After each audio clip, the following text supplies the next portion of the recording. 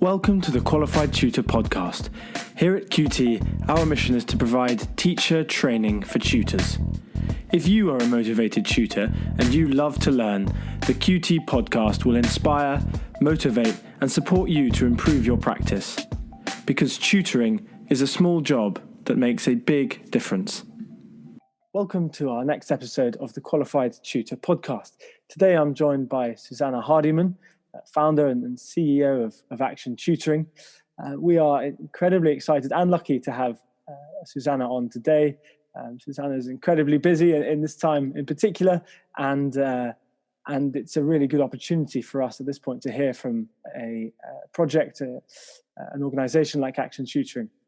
Action Tutoring has really a very simple idea, fundamentally, partnering highly skilled tutoring volunteers, of which there are many, with the more disadvantaged students in this country, of which also there are very many. So a very simple idea. It's been going for 4 or 5 years now, and very, very successful. And we are very lucky to be joined by Susannah. So hello, Susannah. How are you doing today?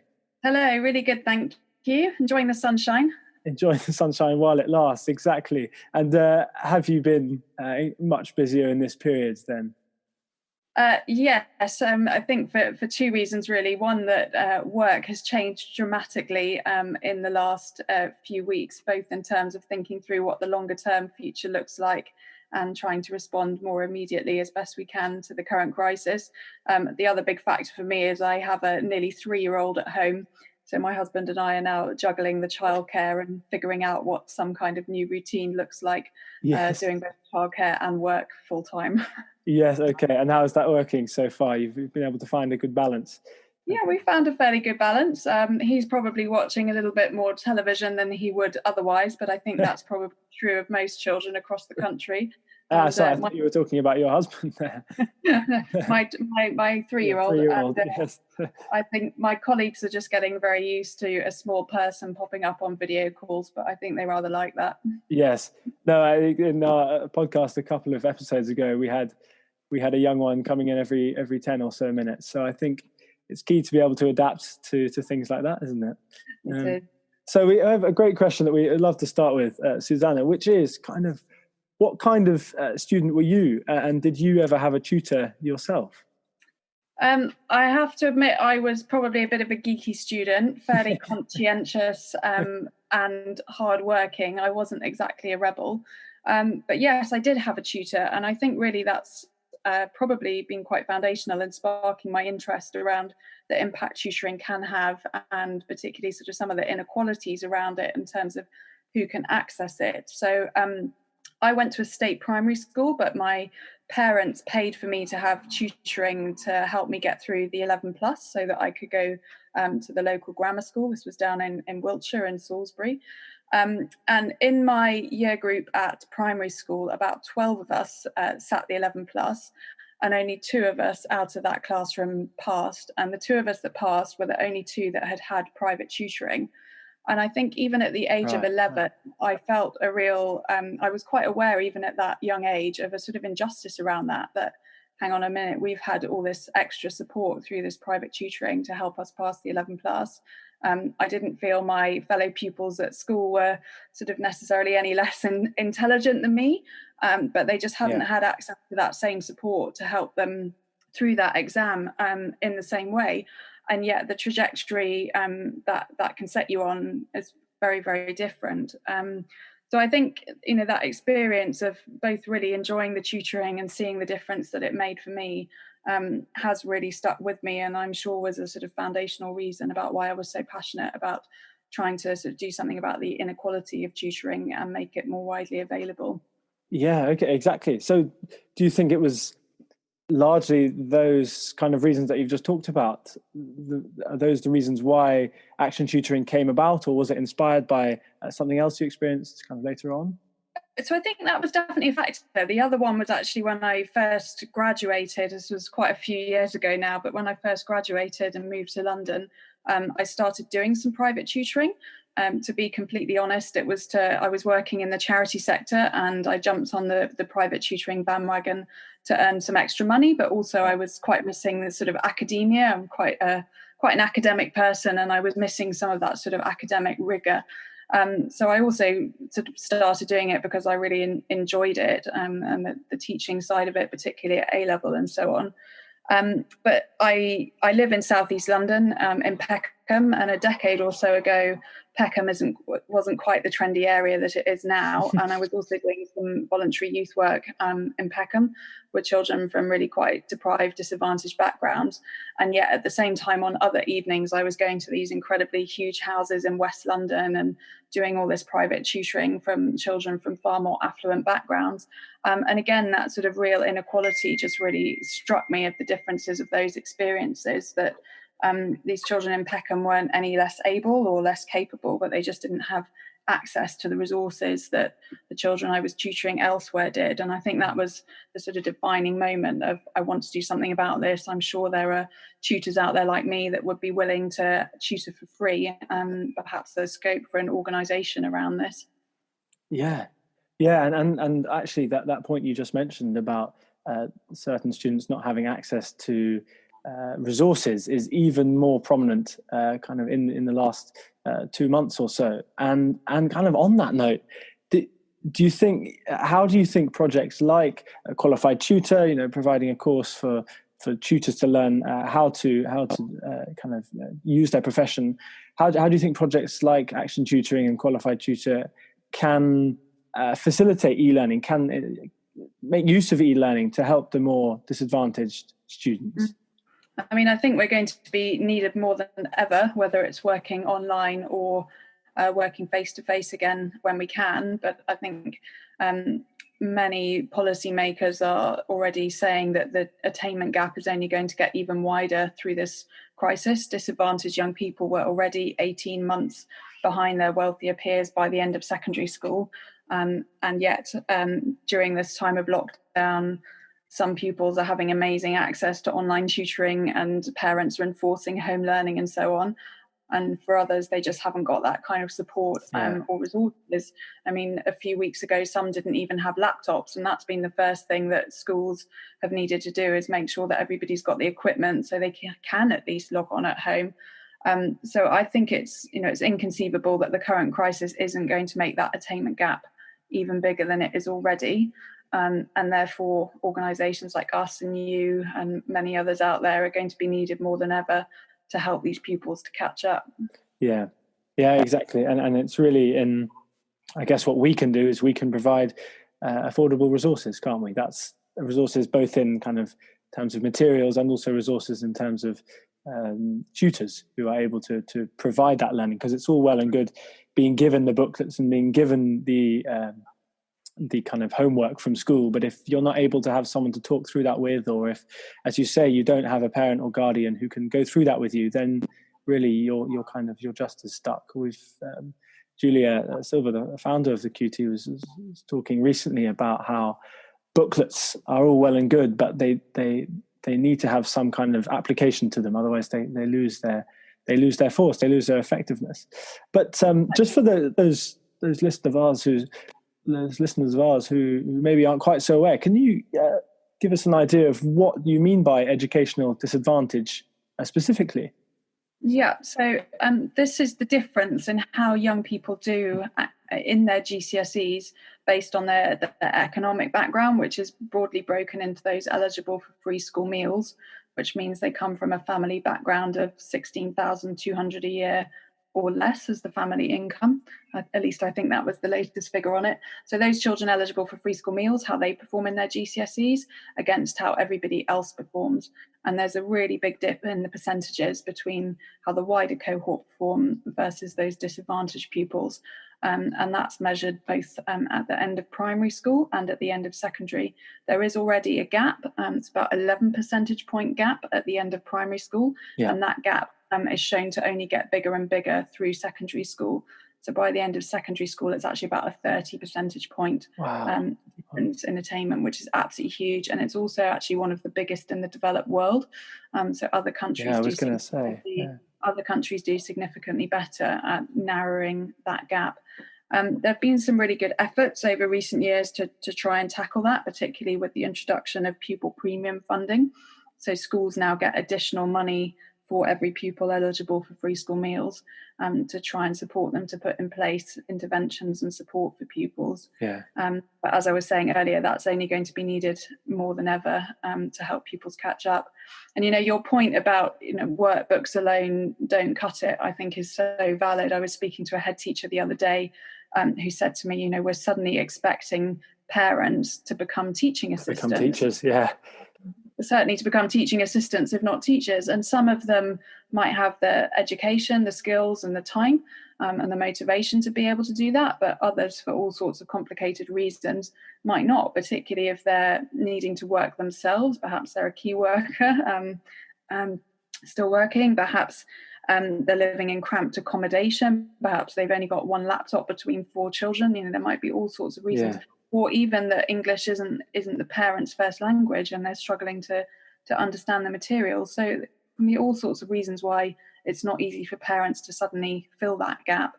But you're absolutely right. Just being given a workbook or a video to watch isn't enough, and it's really hard to replicate. The role that a teacher would play in a big online classroom. Yeah, exactly, and really.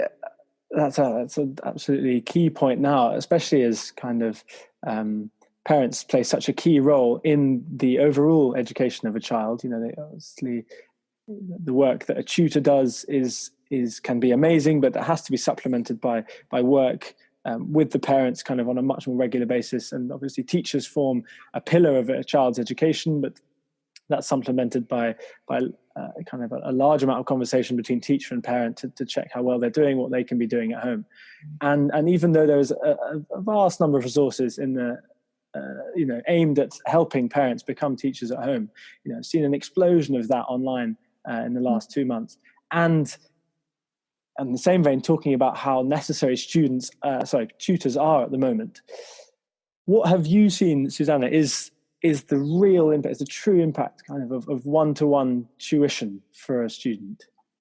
I just think it's absolutely transformative. I'm so passionate about it because I think, teachers do the most incredible job. It's not remotely easy being a teacher, particularly in some of the schools that we work in fairly deprived communities and facing sort of really huge challenges around parental engagement and so on. Teachers do the most phenomenal job, but there is a world of difference between teaching a class of 30 with very varying standards of ability and being able to give somebody uninterrupted one-to-one or one-to-two support for an hour. The things we most commonly see is that you can go at the pupil's pace, so you've got time to revisit things they've got stuck on, perhaps really basic but important misconceptions that are meaning they're then getting everything else wrong. You've got time to go back over the basics. You can work at their speed. You can adapt your teaching style to their learning style. And so often what we see is the tutoring just unlocks confidence and motivation, and it breaks down those mental barriers of I'm rubbish at maths, I've never been good at English, and that sort of really negative mindset. You can begin to break through that, and suddenly you see pupils saying, I can do maths, actually I'm not rubbish at English, and the confidence come back. And one we often hear is that pupils then say, I now feel confident to put my hand up in the class. I now feel more willing to ask my teacher for help, or I feel more confident to have a go at this on my own. So I think so often it's that shift in mindset and that shift in confidence that's so important, that then unlocks everything else. And that's really hard to replicate without a small group environment. Yeah, exactly. I'm sure you've seen it yourself. First of all, being a tutor yourself, and then running a charity like Action Tutoring, it is transformative. I think that's the best word to describe it. Really, and kind of on that same note, maybe the question I'm about to ask is it really corresponds to the answer you've just given. But what do you enjoy most about what you do, both with Action Tutoring or even outside of that? I think it is just hearing those individual stories. And I think one of our challenges as we've got bigger, so we now work with 3,000 pupils a year across 8 cities across England, it can be easy for that just to become numbers on a page. But what I absolutely love is hearing the individual stories of the difference it's made, whether from teachers or from our frontline staff or the volunteers. And these days, so much of what I do is about managing a team. It's about strategy. It's about fundraising. But I just absolutely love it when I get the chance to go into a school and visit a session, talk to the pupils, the tutors, and the teachers, and just hear the difference it's making on the ground. Yeah. I think the other thing I really love is hearing the volunteers' stories about why they've decided to get involved. And we have volunteers who are students, who are from corporate backgrounds, right through to the retired. So our youngest is 18 and our oldest is 82, which is something we're really, really proud of. And hearing their stories of why they wanted to get involved with our mission, why they're passionate about giving up their time to volunteer as a tutor is always just incredibly inspiring. And for me, really motivating to think I wasn't completely mad thinking there might be people out there that would want to do this. There really are. Yeah. Well, that's I guess there is no way of finding that out until you try, and you kind of you took the plunge. You went for it, perhaps maybe without knowing if there was a huge kind of bank of people who are willing to do it. But obviously that was really the biggest unknown for us. I mean, we were fairly confident that there would be schools that were interested, and we knew there were huge numbers of pupils that met the criteria of being eligible for free school meals that we could work with, but we had no idea really what the appetite from volunteers might be. And we can always use more volunteers for sure. There's always more we could do, but every year we're amazed at how many people come forward and how many people do want to give up their time to do it. Yeah, exactly. And now the next part of kind of what I just wanted to talk about, I didn't want to kind of have this chat with you, Susannah, and not get onto this bit. And actually you alluded to it very nicely just at the end of what you said there, was kind of the role of the tutor themselves in Action Tutoring. So we've talked obviously a little bit about what this means for disadvantaged students who are able to take advantage of Action Tutoring's resources and tutors. But for the tutor themselves, we here are listening to tutors. We are building a community of tutors who are interested and engaged in gaining high levels of training, making sure that their job is as comprehensively kind of covered as possible. So how do you at Action Tutoring prepare your tutors for the work they do? Yeah, so everybody has to go through an application process, and just because people are volunteering, it's no guarantee that we'll accept them. They still need to meet certain criteria to ensure that we keep the standard really high and that schools can trust who we're sending in. At that point, people are then invited to come for training. So we meet everybody face-to-face at that training initially, or at least we were meeting them face-to-face until COVID hit. We might be about to start doing that training. We are about to start doing that training online. But they have to then go through training and a DBS check before they can be allocated to a partner school. So there's quite a few hoops to jump through before they get to the point of being allocated to a school. Typically, we would work with about 15 to 20 pupils with a group of about 8 to 10 volunteers at a time. So although people are working either one-to-one or one-to-two, there'll be a number of those small groups going on in a school at the same time. And we provide a program coordinator to supervise all that. So a big part of their role is assuring the quality of the tutors. They provide some ongoing training sessions to the volunteers, and they also do a huge amount around motivating and engaging the pupils and making sure that they attend. We've also developed our own very structured curriculum tailored to the cohort that we work with and to the English and Maths curriculum. So we don't expect tutors to just provide their own resources. And again, that's part of our quality assurance. The workbooks we've developed can still very much be tailored to the individual. We don't expect everybody to work through them chronologically. People might jump around different topics depending on their needs. But those resources are there for the tutors to use. Yeah. Another key part of tutoring itself really is accessing those resources. It's amazing to see how some kind of charities, organizations, agencies provide that and some don't, and it's interesting to hear why they do and why they don't.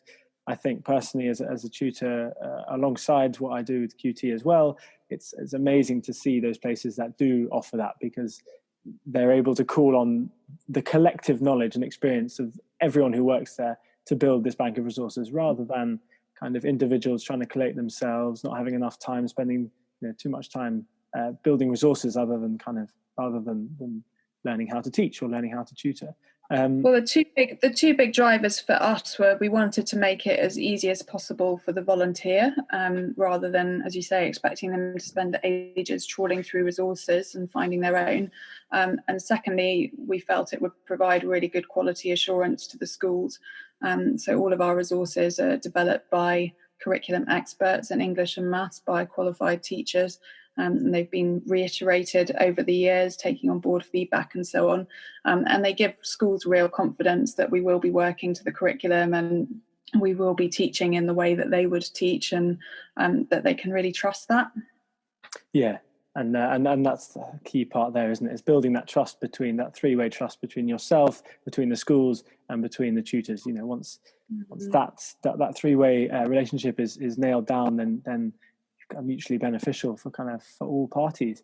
Now, really, the final thing that I wanted to ask Susannah was, you were, as you've mentioned before, you were a tutor yourself, and now you've been working in the tutoring, the education industry for many years. What are your top tips for tutors starting out in the industry? Maybe just out of school or just out of university, or even a bit later, but they've just decided to get into tutoring because they want to be part of this really rewarding role that you've mentioned. What are your top tips for starting out? Well, I think that's a good question. I think one thing I hear a lot from tutors is that they were really nervous beforehand, nervous what the pupils would be like and whether they would know enough. And I think a big thing I would say is you don't need to be nervous, especially with the resources that we provide and so on, and the supervision and support we provide from our staff team. We will help you through the process, and we will help you build your confidence.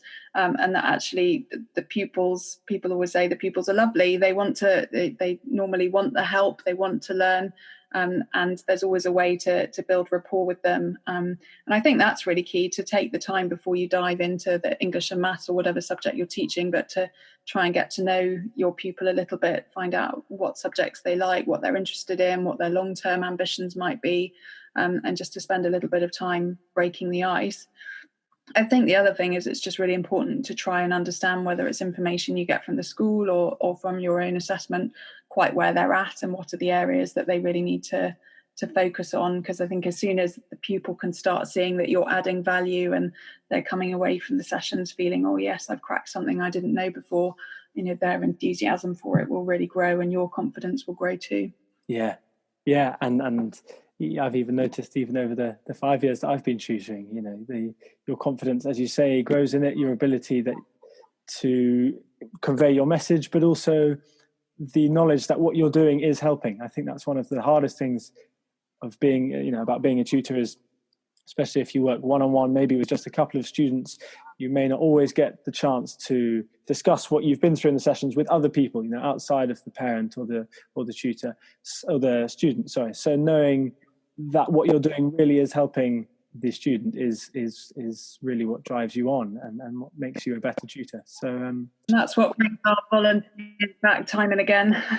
Yeah, it's inspiring them to see that what they're doing is really beneficial to the students. So I think just such useful advice, Susannah, at this time, really, both for those people who are kind of struggling with how to cope with the new conditions that have been laid upon us, but also for tutors who are looking to start out in tutoring.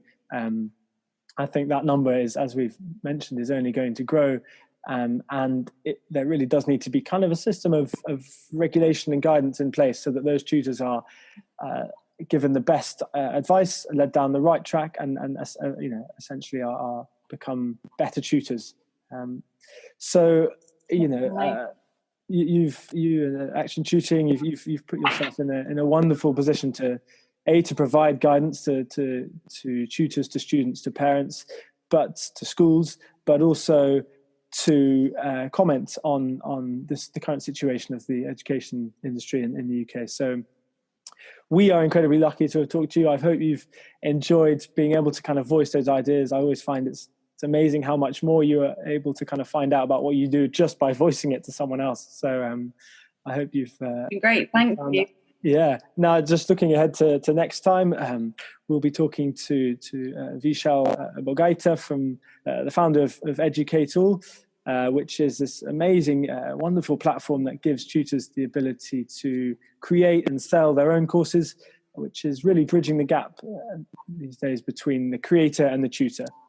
So they provide a range of different content, from online video courses to downloadable materials to live sessions with a tutor. So really mixing up the kind of the different facets of teaching, a really multimodal platform. So very, very excited to talk to them, as we have been with you, Susannah. So I thank you once again, and wish you all the very best with Action Tutoring. As I mentioned before to Susannah, I've actually signed up myself recently to Action Tutoring, so I'm very looking forward to getting on board. So speak very, very soon. Thank you, Susannah. Thank you ever so much. Thank you. Thank you very much.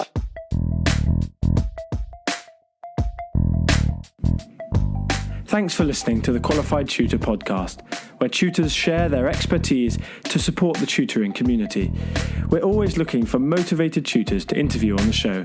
If you'd like to be part of the conversation, get in touch at podcast@qualifiedtutor.org. We'd love to learn from you.